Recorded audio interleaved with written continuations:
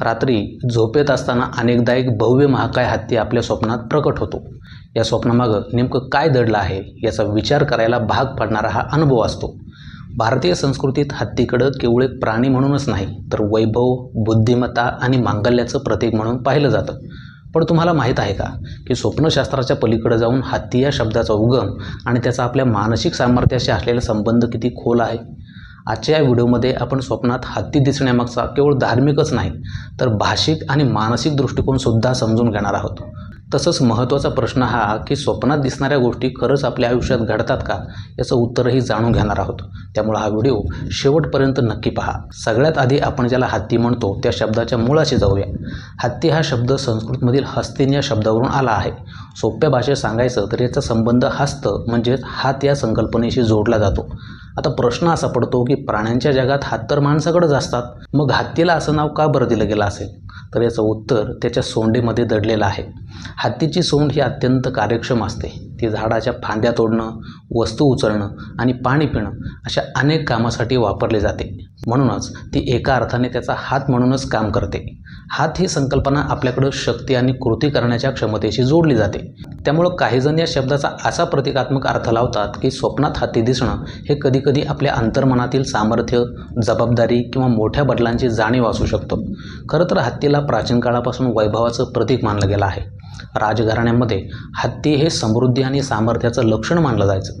त्यामुळे स्वप्नात हत्ती दिसणं हे काही परंपरानुसार आयुष्यात स्थैर्य, प्रगती किंवा सकारात्मक बदल येण्याचा संकेत म्हणूनही पाहिलं जातं. हत्तीला गजराज असंही म्हटलं जातं. गजराज म्हणजे हत्तीचा राजा. हा शब्द केवळ त्याच्या आकारासाठी नाही तर त्याच्यात असलेल्या नेतृत्व गुणासाठी वापरला जातो. हत्तीसाठी वापरला जाणारा संस्कृतमधील गज हा शब्द शक्ती, वजन आणि प्रभावाशी जोडला जातो.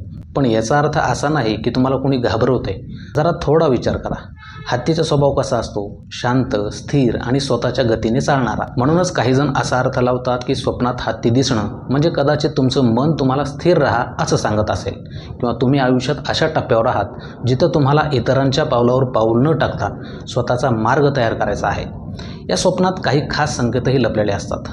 समजा तुम्हाला स्वप्नात हत्तीची जोडी दिसली तर हे तुमच्या वैवाहिक जीवनात सुख आणि मांगल्य येण्याचं लक्षण मानलं जातं, जे प्रामुख्याने तुमच्या नात्यातील संतुलन आणि परस्पर सामंजस्यपणा दर्शवतं. तसंच जर तुम्ही स्वतःला हत्तीवर स्वार झालेलं पाहिलं तर पारंपरिक समजुतीनुसार हे स्वप्न समाजातील मानसन्मान वाढण्याचं किंवा आयुष्यात मोठ्या जबाबदाऱ्या येण्याचं संकेत दर्शवतं असं मानलं जातं.